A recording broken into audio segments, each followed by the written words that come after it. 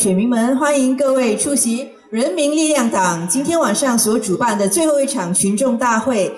那非常高兴你们来到现场。那我们的群众大会开始之前呢，请容我提醒大家一句：如果你们要使用洗手间，请前往最邻近的蔡厝港联络中心的洗手间。If you wish to use the washroom later, please proceed to the nearest one at Choa Kang Community Center, because I'm sorry, but the washroom in this school is not available to the public. All right, so let me hand the mic over to Nasrin so he can introduce our first speaker for today. Our first speaker is an active volunteer.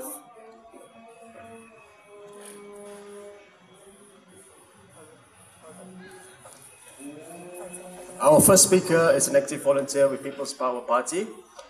He has also been great help to us in our election campaign. He has a diploma in business management from Nanyang Polytechnic, and he used to be an assistant project manager for an offshore company. Today, he is a sales engineer. Like most of you here, he is also a Choa Kang resident, and he has developed a deep bond with this place. He believes in shaping this neighborhood into a better one for all of us, since he had been calling Choa Kang home for the past 20 years. 没错，那我们的第一位演讲者也是人民力量党这次竞选的一大助力。他毕业自南洋理工学院，拥有工商管理证书，曾是一家境外公司的助理工程经理，目前是一名行销工程师。他跟你们在场的很多人一样，是蔡厝港居民。他在这里居住了20年，跟这个地方建立了深厚的感情，希望能把他的家园打造得更好。让我们有请 Muhammad Faizal bin Razali 上前跟我们分享他的一些观点。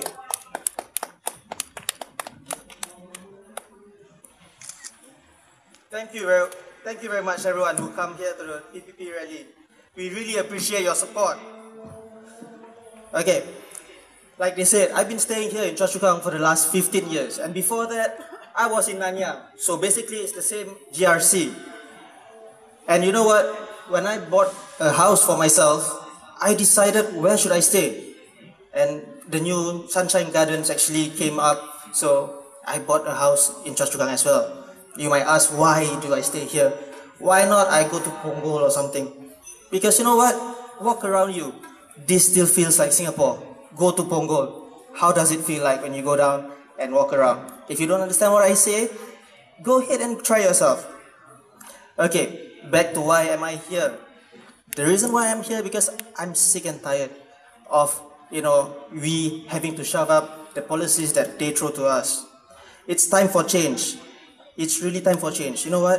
Let me ask every one of you here. Are you guys happy? For the last 5 years, have Singapore become a more happier place to stay? Or is it getting more expensive and more stressful? Is the cost of living on par to the cost of, is your pay on par to the cost of living, the increase of the cost of living? And honestly, touch your heart and ask yourself, with $1,000 each month, are you able to buy a HDB house? Let's not talk about what HDB house. Are you able to support yourself with $1,000 a month? Well, that's what the media says so. So, look at this report here. It wrote, income have risen faster than the cost of living in Singapore. Is this for real? Go ask yourself. It frustrates me reading the local media.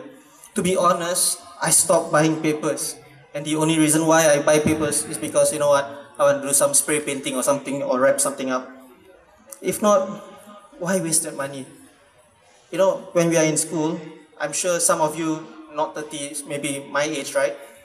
You learn social studies. What do you learn from that? One key thing that I learned from that is to actually, whenever you read any article, you ask yourself where the source is from and whether it's biased or not. Come on, look at the news and everything. Ask yourself, is this biased?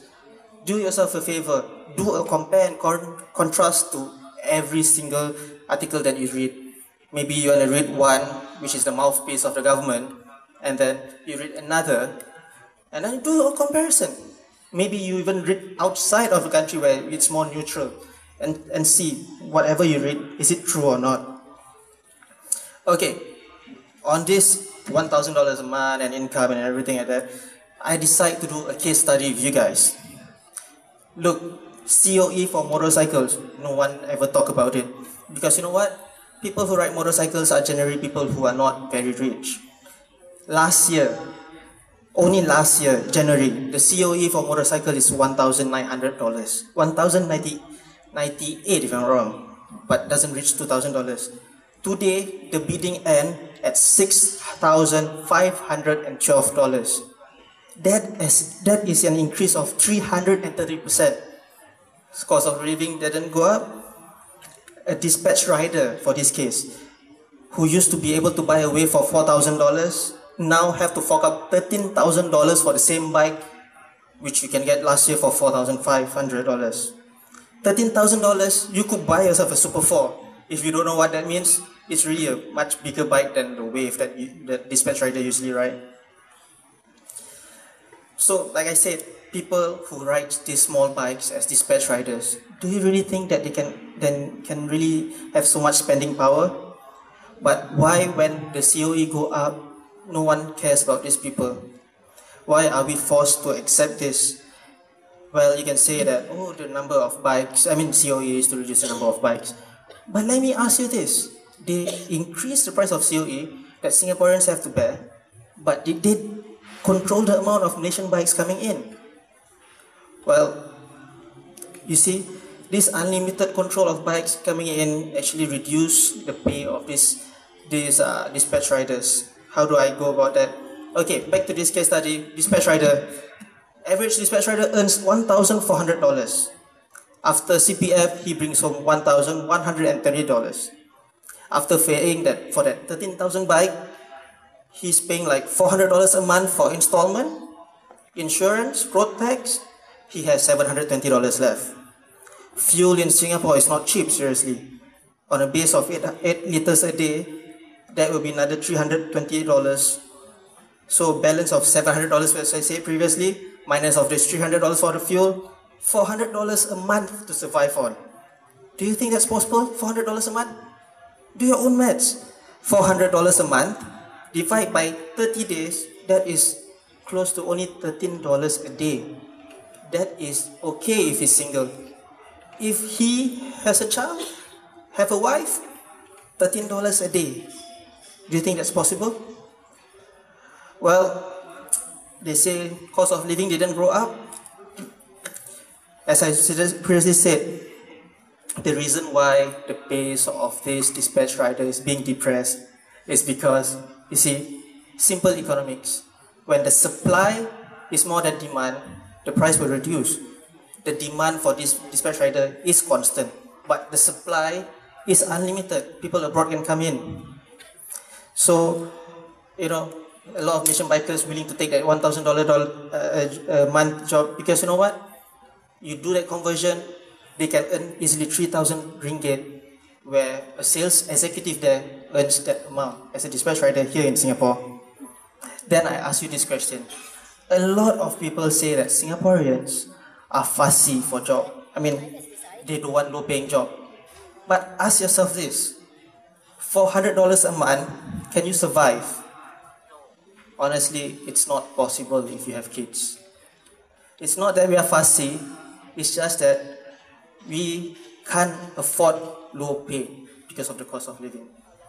Think about it. Since tomorrow is not going to be a day that we can say anything, go online and do your research. Because you know what? The TV is going to be full of you know who. So do your own research. Thank you very much.